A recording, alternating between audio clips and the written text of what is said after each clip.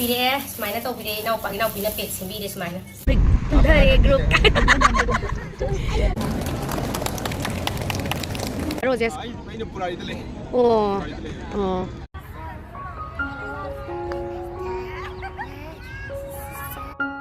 ꯈꯨꯔꯨꯝꯖꯔꯤ ꯃꯌꯥꯝ good morning ꯃꯌꯥꯝ ꯀꯝꯗꯧꯕꯤꯔꯤꯒꯦ ꯃꯌꯥꯝ ꯅꯨꯡꯉꯥꯏꯅ ꯑꯗꯨꯝ ꯂꯩꯃꯤꯟꯅꯁꯦ ꯅꯨꯡꯉꯥꯏꯅ ꯂꯩꯕꯁꯤꯅ ꯄꯨꯟꯁꯤ ꯁꯥꯡꯉꯤ ꯍꯥꯏꯕꯅꯤ ꯑꯗꯣ ꯃꯌꯥꯝ ꯑꯩꯒꯤ ꯑꯌꯨꯛꯀꯤ ꯗꯨꯛ ꯊꯥꯡꯃꯩ ꯀꯠꯄꯒꯤ ꯃꯉꯥꯡ ꯄꯨꯟꯁꯤꯕꯗ ꯀꯠꯂꯝꯕꯅꯦ ꯋꯤꯟꯇꯔ ꯆꯪꯉꯛꯄꯒꯤ ꯍꯪꯒꯥꯝꯁꯨ ꯍꯧꯕ ꯍꯧꯔꯛꯑꯦ ꯑꯗꯨꯒ ꯑꯩꯒꯤ ꯁꯅꯥꯔꯩꯁꯦ ꯁꯤꯃꯇꯪ ꯑꯊꯣꯟꯕꯤ ꯑꯃꯈꯛꯇꯪ ꯌꯥꯎꯋꯦ ꯑꯗꯨ ꯑꯩ ꯑꯌꯨꯛꯀꯤ ꯃꯉꯥꯡ ꯄꯨꯟꯁꯤꯕꯗ ꯀꯠꯆꯔꯝꯕꯅꯤ ꯑꯗꯣ ꯃꯌꯥꯝ ꯍꯦꯄꯤ ꯅꯤꯉꯣꯜ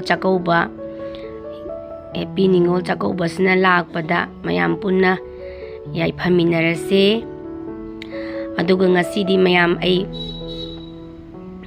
ꯗꯦꯜꯂꯤꯒꯤ ꯅꯤꯉꯣꯜ ꯆꯥꯛꯀꯧꯕ ꯌꯥꯎꯗꯣꯏꯅꯦ ꯑꯗꯨꯒꯤ ꯌꯥꯝꯅ ꯑꯦꯛꯁꯥꯏꯇꯦꯠ ꯑꯣꯏꯌꯦ ꯑꯍꯥꯟꯕꯅꯦ ꯗꯦꯜꯂꯤꯗ ꯂꯩꯕꯕꯨꯗꯤ ꯀꯨꯏꯔꯕꯀꯣ ꯑꯗꯨꯕꯨ ꯑꯇꯩ ꯃꯇꯝꯗꯗꯤ ꯇꯟꯖꯥ ꯆꯥꯗꯕ ꯍꯥꯏꯇꯥꯔꯦ ꯑꯗꯣ ꯑꯩ ꯏꯄ꯭ꯋꯥꯅ ꯑꯩꯒꯤ ꯐꯤ ꯁꯨꯠ ꯑꯃ ꯊꯥꯕꯤꯔꯛꯑꯦ ꯑꯗꯨ ꯂꯧ ꯆꯠꯇꯣꯏꯅꯦ ꯑꯗꯣ ꯃꯌꯥꯝ ꯌꯦꯡꯃꯤꯟꯅꯔꯁꯦ ꯂꯣꯏꯕ ꯐꯥꯎꯕ ꯌꯦꯡꯕꯤꯌꯣ ꯆꯦꯅꯦꯜꯁꯤꯕꯨ ꯁꯞꯄꯣꯔꯠ ꯇꯧꯕꯤꯕ ꯑꯣꯏꯅ ꯃꯌꯥꯝ ꯉꯁꯤꯗꯤ ꯏꯌꯥꯔꯄꯣꯔꯠꯇ ꯆꯠꯀꯦꯅ ꯊꯣꯛꯂꯛꯏꯅꯦꯕꯀꯣ ꯏꯌꯥꯔꯄꯣꯔꯠꯇ ꯑꯩꯈꯣꯏꯒꯤ ꯏꯅꯥꯎꯄꯤꯅ ꯅꯤꯉꯣꯜ ꯆꯥꯛꯀꯧꯕꯒꯤ ꯐꯤ ꯑꯃꯅꯤ ꯄꯤꯔꯛꯑꯦꯕꯀꯣ ꯑꯗꯣ ꯃꯤꯗꯣ ꯈꯪꯅꯕ ꯍꯥꯏꯇꯥꯔꯦ ꯏꯅꯥꯎꯅꯨꯄꯥ ꯊꯣꯛꯄꯝꯅ ꯁꯤꯟꯕꯤꯔꯛꯇꯅ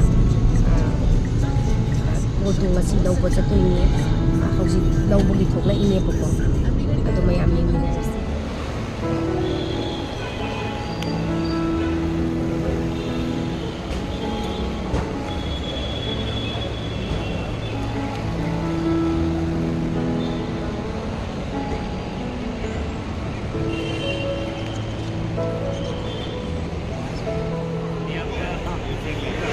Thank you. Thank you so much. ꯌꯥꯝ ꯅꯨꯡꯉꯥꯏ ꯁꯤꯗ ꯊꯦꯡꯅꯔꯦ ꯑꯁꯤꯁꯤꯅꯦ ꯏꯅꯥꯎꯄꯥꯁꯤꯡꯒꯤ ꯃꯃꯥꯟꯅꯕꯁꯤꯡ ꯆꯪꯉꯛꯄ ꯑꯗꯨꯗ ꯑꯗꯨꯝ ꯍꯥꯞꯄꯤꯔꯛꯑꯦ ꯑꯗꯨ ꯑꯗꯨꯝ ꯄꯤꯕꯤꯔꯛꯑꯦ ꯏꯄ꯭ꯋꯥꯅ ꯄꯦꯛꯀ ꯐꯖꯅ ꯇꯧꯕꯤꯔꯦ ꯃꯌꯥꯝ ꯌꯨꯝ ꯌꯧꯔꯒ ꯃꯈꯥ ꯇꯥꯅ ꯌꯦꯡꯃꯤꯟꯅꯔꯁꯤꯀꯣ ꯃꯌꯥꯝ Thank you so much. Thank you bhai Happy Diwali same to you Lala ꯑꯗꯨꯒ ꯊꯣꯛꯂꯛꯑꯦ ꯁꯤꯗ ꯂꯝꯕꯤꯁꯤꯗ ꯚꯤꯗꯤꯑꯣ ꯃꯆꯥ ꯑꯃ ꯅꯝꯕꯤꯔꯦ ꯃꯄꯥꯅ ꯃꯐꯝꯁꯦ ꯁꯨꯝ ꯐꯖꯩꯌꯦꯅ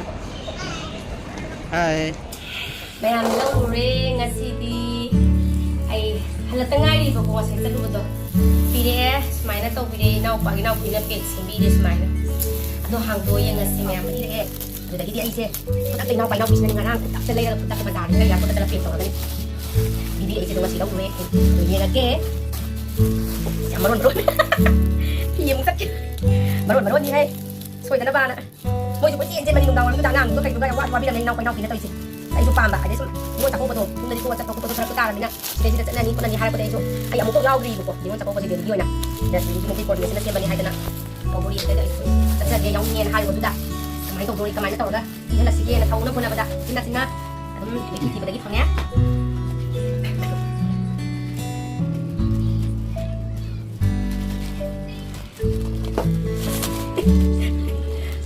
Wow! Ang lagi niyan. Ang sana pamsaba, slide dari hiling yan. Ang tayaw mo na hagi ba ni Sibudi? Asay yam na. Sina tamo sa giling yan giling yan laiti na. Sina ko na mo. Halak pa hay tare. O sini chanu pigi winter sangat pagda. Masusi tong kasay ko. Ay si masun talit green ze. Yang pazare. Adu mayam yung green masusi chanu pigam talit yam pazare yam chanare yam pame. ꯑꯗꯨꯒ ꯑꯩꯒꯤ ꯐꯅꯦꯛ ꯁꯨꯠꯁꯤꯁꯨ ꯑꯩꯁꯨ ꯑꯝꯇ ꯁꯦꯠꯇ꯭ꯔꯤꯕ ꯁꯤ ꯀꯂꯔꯁꯦ ꯑꯗꯣ ꯏꯅꯥꯎꯅꯨꯄꯤꯁꯤꯅꯅꯦ ꯍꯣꯕꯦꯅꯦꯕ ꯅꯨꯡꯗꯥꯡꯋꯥꯏꯔꯝꯁꯤꯗ ꯂꯩꯔꯤꯁꯦ ꯍꯌꯦꯡ ꯆꯪꯉꯛꯀꯗꯣꯔꯤꯕꯅꯤꯅ ꯃꯤꯗꯣ ꯑꯗꯨꯗ ꯄꯤꯔꯛꯅꯕ ꯅꯪꯅꯕꯅ ꯍꯣꯕꯦꯅꯦ ꯂꯩꯔꯤꯁꯦ ꯏꯅꯥꯎꯅꯨꯄꯤꯅ ꯑꯩꯗꯤ ꯁꯤ ꯃꯆꯨꯁꯦ ꯑꯃꯨꯛ ꯏꯟꯗ꯭ꯔꯤ ꯍꯥꯏꯕ ꯑꯩꯒꯤ ꯌꯦꯂꯣ ꯑꯗꯩ ꯒ꯭ꯔꯤꯟ ꯑꯗꯒꯤ ꯌꯨꯝꯗ ꯂꯩꯍꯧꯕ ꯁꯨꯠꯇ ꯒ꯭ꯔꯤꯟ ꯑꯣꯔꯦꯟꯖꯀꯤ ꯁꯨꯠꯇ ꯂꯩꯍꯧꯕꯅꯦꯕꯀꯣ ꯑꯗ ꯁꯤ ꯃꯆꯨꯁꯤꯗ ꯑꯩ ꯑꯃꯨꯛ ꯏꯟꯗ꯭ꯔꯤꯌꯦ ꯌꯥꯝ ꯐꯖꯅ ꯈꯜꯂꯒ ꯍꯥꯏꯗꯤ ꯐꯣꯟꯅꯤꯅ ꯒ꯭ꯌꯥꯟ ꯃꯦꯟ ꯇꯥꯗꯦꯕꯀꯣ ꯑꯩꯈꯣꯏ ꯃꯧꯗꯅ ꯇꯧꯖꯩꯗꯣ ꯑꯗꯣ ꯐꯅꯦꯛ ꯑꯁꯤ ꯂꯩꯔꯦ Sanara ba? Yang pas iya. Ya, yang harawe. Tuh. Ai ilaga chatore he. Ai semana sut kasi panakin ba phang naman. Yawi tu ni nilai na piyok na. Pamay pamay pis dai sai kusile. Inside winter kini. Thank you ni nilai dah ayo lah video dah. Lah, thank you ni nilai. Mamu nak tak. Sini berbagi dengan. Berbagi yang dapat. Thank you, nilai. Thank you so much. Hai, Thank you so much. Sayang. Ayah. Ay, kamay dong kita maza. Ang ilan pa sa tingin. Hayeng chatugrasira akoide Hindi na mo tharang na ba hang na ba ko? Hayeng salurosida kaina phagi tokselaido am pamjaba haitare haraujabado ningon chakauba chatore May manang pigi maza sing mo sila. Kung to biyan po to posting ta ko yang lai na mi ba ko. Ang ibaw ko pigi na raga. Ngarang sing ang dawal ni kung mga tari lai le. Ang dawal kung mga tari ko yan po to mo si team sa kasi. Ano ba ko yung kulang na si team sila. Long rep. Kung paano mo ito yung kulang mo dapat ni haya. Thank you. Ay now pa now pinag na ay nimba. Muro ita kami nimba to. Kasi ba tama sa? Kasi ko. Mahab do si je chawai aput pa ha chawai ma chu ha ko ni ha. Ka pa ma chu do lo khang di ko. Ka pa ma chu ha do lo khang di. Ma sa sai ko do. Sini me yang. Si je la cha ko bong sa sa me yang ni le. Je moi de le ni ngun cha ko ba do. Bong ba ni ha bu dai su. Ari ba khara ai ni ngam ja ba khara lai ba cha ko ba ne de ge yung gi kai gi ga ka ta ba ngai su lai ba cha ko ba ni me yang. Dai cha ni pe gi. Ri ta lai ti na ko. Ri ama ni lai ja re. Mahing lit na ba na t-shirt si ani malawzara pa ni adagi su ay kay su laro ko na si sani nga na si malawsan lagay mo til ko to ani atum ba switch box si ani lawre sina ko na matsana ba yung gi ma thamagi na duga amana hing kuno na bagi ay jare sina sanu pi switch chocolate hay tare ko blessy da mapini mana ada blessy ge malowi re sina magi mamay ni mama blessy happy diwali gi pini ni mo chako bi pini ni gi han bani si chaturi se lai bidi kuiraba tanja ma phangna chana da na su chataba ngasi di handakti amam se hiju kai ko to hogre yum du thopu ngamdam ni na si gi sida chalhoroge na mo mam cha chana na ba na tawri chana bi harau bu da han ga chako kari no mama kari ka ai chatui no na be ma kai chatui ne ba where we are going Ningon Chakoba. Okay, great. What is that? What is Ningon Chakoba? We're going to eat lunch. Okay. Sister and brother together. Bem bisa berkamen TV Oh my o gosh, no. video. Ya. Mayam hore na mo uchara age. ayam koi sat na bagi koi kanan lai aduga koi blessy hoi ki family ka punna mu saminare auzi akhoi pundhare group ningon singi nungai ra ban mit hai tare mayam ai su yau de khang di irang su lai de ko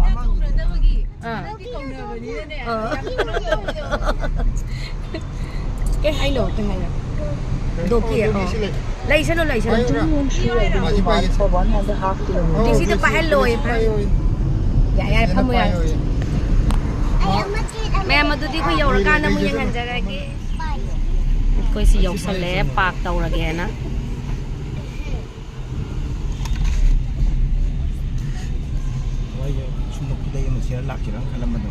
lấy đi lấy bên này có nào xin parking gì cái tông nè parking se kanoda mamang dawane to parking oya ramne kano entry ta wera se beton to be oh ani gari ja sai kham sai ai pedang kham ke ko sida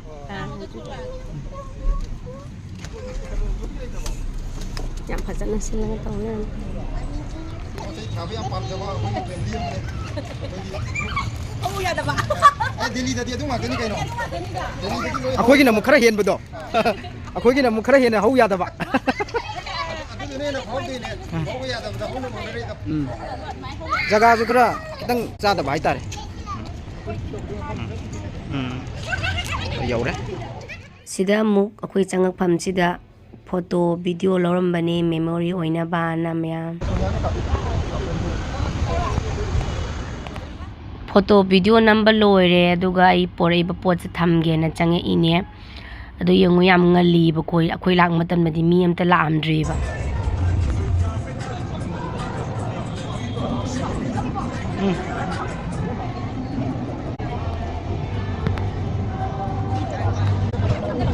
Lame, lame. Ya.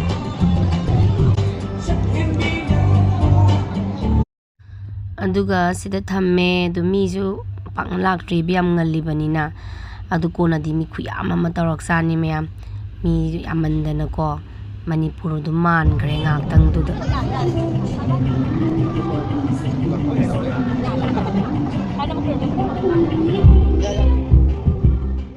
da roses amuk thingna dana mayam hana koi tamo cha hoiga masata president oraga leram me haye do moi thaina punmin rak pane do ngasi chu ningol chakau pasida moi pullaga amuk leram me moi na sinduna thengnare yam nungai di yang tong han bani yam nungai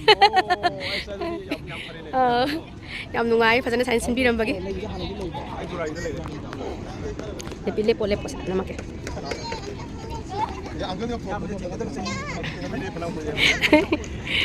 yam nungai na wakan Ay basal ko sila eh. daro jes Ay ina purari dali. oh Ay angang na pinga di kano to. yumda oh mo di yaw ba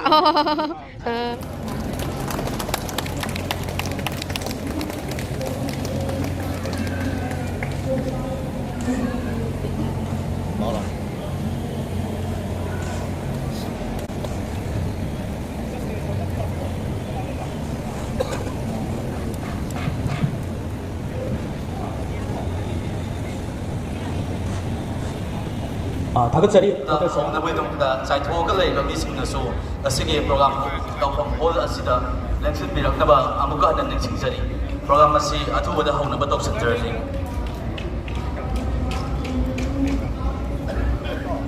mayam asina Lucy Priya ichan lakpagi mati ama 자이토가 레이가 미싱 mayam sina muk leibak ningba isai ni mayam tamina se yam nungsibani yengo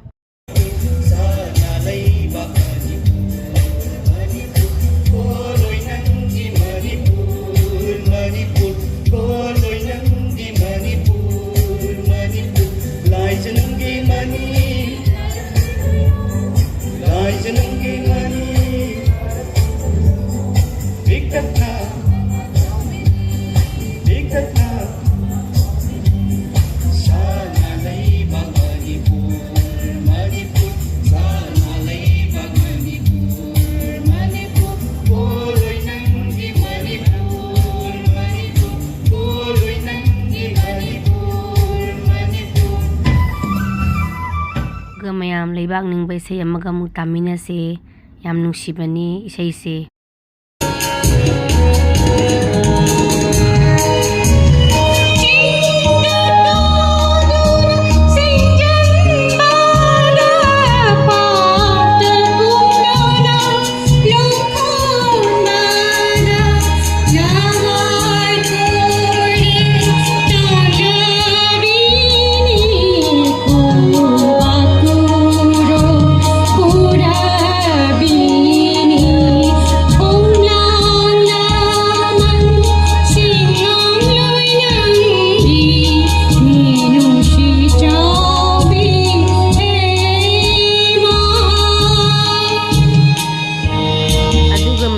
sina DMCC gi women's wing gi chairmani adubu Facebook ta duga WhatsApp ta kharaga tawjaraga koina mayam kobosida mayam na hara lapiduna ngasi mapung phalaba ningol chakauba 2024 asibu mapung phan bagi damakta mayam punamakku hanjen aina kok monjani aduga akoi yamabasu yamdrabasu akoina angamba khitang maitai na saba phi ado akoina asi maitai nupi gi ningol chakoba haiba numisda akoina mayam gi dokna na thamjari matungda aduga ngasi gi entertainment khoi cultural program thamjadre haibadi matam sina ara badai lakna banin matam heksan lakpangam da bana maram oirakanda akoina harau kumai se huji kana khangni koi man se saksai ngai sida bom thadar pasu yai kapsal la pasu yai aduna koi culture di thamjadre aduga koi myam saksa lorakanda nungai ba entertainment kitang angang sing sana ba khona ba ngakang pung taruk mga taruk haude koi punna leimina si hai ba se haijaraga asi gi ꯂꯦꯡꯕꯤꯔꯛꯄ ꯃꯌꯥꯝ ꯈ꯭ꯋꯥꯏꯈꯤꯕꯤ ꯏꯃꯥ ꯏꯄꯥ ibung ipa nungsizaraba aigi DMCCꯒꯤ ibung ipasingna ngasi akoy mayam ningon mayamgidamak kawiduna ngasi program ase pangthokpibagidamak hanat hagatsari that we are celebrating Ningol Chakawa at the national capital of Delhi. This is a proud moment for all of us. The meal is not very important, but the gathering of all communities is very important. Ngasi aina ure, ate tribes mayam ki representatives lakana jai paraba message dire. It is a very good sign. Aina pami sidi, ay ngasi paba miss tawkite, Delhi da Tokiba, Ningol Chakawa function, I never miss. I am really grateful to this both organizations, DNCC and the other organization, Moina organized over it. It is not so easy. Sikumo Simbase Yana arrive nate. Akoina Manipur Pataki Lakana Didi Mapam Yana prestigious place. Dr. Ambedkar Bhavan is a very prestigious place. Masina organization Andina Sinjaba. I highly appreciate. Masina organization, they are doing a lot of efforts. Sigi now no PC muk thengnare ngakhtang sida da ichanupi ga su dum ichanupi di mi khraga tapna panina ko ngakhtang de thengnaba du aina sum video lobo du da ise nang blog kumba hangbra hange da aina au blog kumba hange habdi mana subscribe su kudak ta tobi re. Thank you so much Mona, thank you. Pajana ka clear ore mayek manung galai ngai de masung minam thokte kan harau ni ichanupi tai jong Kangnay moigi mamado. Masan pinga tani mo ada pamena. Tela ta thula thula kan thing nai jinin dena. Tanga sira. Ai kutai ba. Tanga sira. Ngaktang mapanda mu thogle e manungda khoi ngaktang speech kumba isai mayam ma tare. Leibak ningba isai su ta thoe duga ngaktang sidai sida photo khara nam se na mu thogla ambani mayam sak su yam la me moi chak su thenge boko. Chanu pisu ngai ba ngamdre ba. Yo to bema mami de. Por ka doi.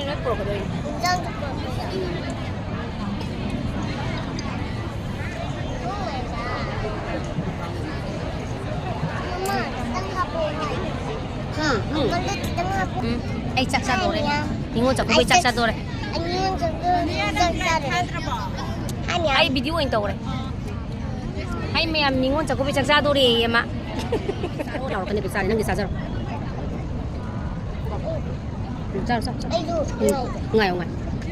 Sa pa me. Au ba. Hello. Sao đi sa. Hello. Sak saba loraga muk mayam gi dakhina ni haidana piba singa ningon da dakhina mamam yenbire haikhrasu hanbire e hannei haiduna aduga aigi ichanupi na phone je jum yengmanbagi battery su loire bako video namjaraktre yaure halae mayam yengminar se makha mayam bagi kirki ina bane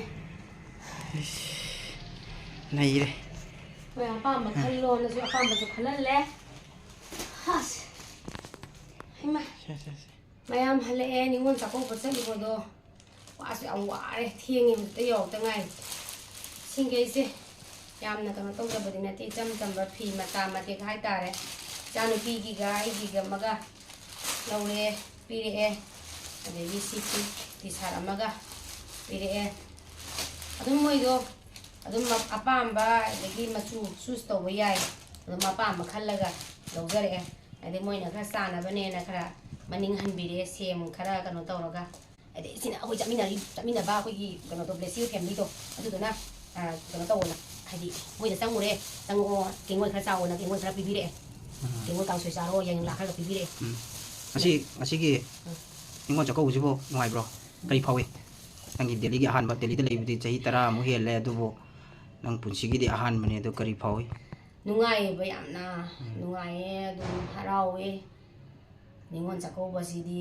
ꯅꯤꯉꯣꯜꯅ ꯂꯣꯏ ꯄꯥꯝꯕ ꯄꯣꯠ ꯉꯥꯛꯇꯅꯤ ꯅꯤꯉꯣꯜ ꯆꯥꯛꯀꯧꯕꯗꯤ ꯑꯗꯨꯝ ꯄꯥꯝꯃꯦ ꯅꯨꯡꯉꯥꯏꯖꯩ ꯌꯨꯝꯗ ꯊꯣꯛꯄ ꯉꯝꯗꯕ ꯐꯔꯛ ꯇꯥꯕ ꯑꯩꯈꯣꯏꯒꯤꯗꯤ ꯌꯥꯝ ꯅꯨꯡꯉꯥꯏꯖꯩ ꯑꯗꯣ ꯏꯟꯖꯥꯡꯒꯁꯨ ꯑꯗꯨꯝ ꯍꯥꯎꯋꯤ ꯉꯥ ꯑꯇꯣꯏꯕ ꯊꯣꯡꯕ ꯑꯗꯨꯝ ꯃꯊꯦꯜ ꯐꯅꯌꯥꯝ ꯇꯧꯔꯝꯃꯤ ꯂꯐꯨ ꯏꯔꯣꯟꯕ ꯁꯤꯡꯖꯨ ꯑꯗꯒꯤ ꯆꯋꯥꯏ ꯊꯣꯡꯕ ꯑꯗꯒꯤ ꯎꯇꯤ ꯀꯣ ꯂꯣꯏꯅ ꯁꯨꯔꯒ ꯐꯖꯅ ꯀꯥꯡꯃꯦꯠꯀ ꯌꯥꯎꯏ ꯂꯣꯏꯅ ꯍꯥꯎꯁꯨ ꯍꯥꯎꯏ ꯑꯗꯩ ꯃꯤ ꯃꯌꯥꯝ ꯄꯨꯜꯂꯒꯅꯦ ꯍꯦꯛꯇꯅꯦ ꯃꯤ ꯉꯥꯏꯍꯥꯛꯇꯪꯗꯨꯗ ꯑꯩꯗꯤ ꯃꯅꯤꯄꯨꯔꯒꯤ ꯇꯥꯏꯞꯇ ꯈꯜꯂꯨꯔꯕꯅꯤ ꯃꯅꯤꯄꯨꯔꯒꯤ ꯃꯤ ꯃꯌꯥꯝꯅꯤ ꯀꯥꯏꯅ ꯉꯥꯛꯇꯪ ꯈꯜꯂꯨ ꯗꯦꯜꯂꯤꯅꯤꯒ ꯀꯥꯎꯊꯣꯛꯎꯔꯕꯗꯣ ꯑꯗꯣ ꯃꯌꯥꯝ ꯑꯩ ꯐꯤ ꯃꯇꯦꯛ ꯑꯃꯅꯤꯁꯦ ꯁꯨꯝ ꯆꯤꯡꯊꯣꯛꯆꯔꯒ ꯍꯥꯏꯐꯦꯠꯇꯪ ꯑꯝꯇꯪ ꯌꯦꯡꯍꯟꯖꯔꯛꯀꯦ ꯑꯩꯁꯨ ꯌꯦꯡꯕ ꯑꯣꯏꯅꯀꯣ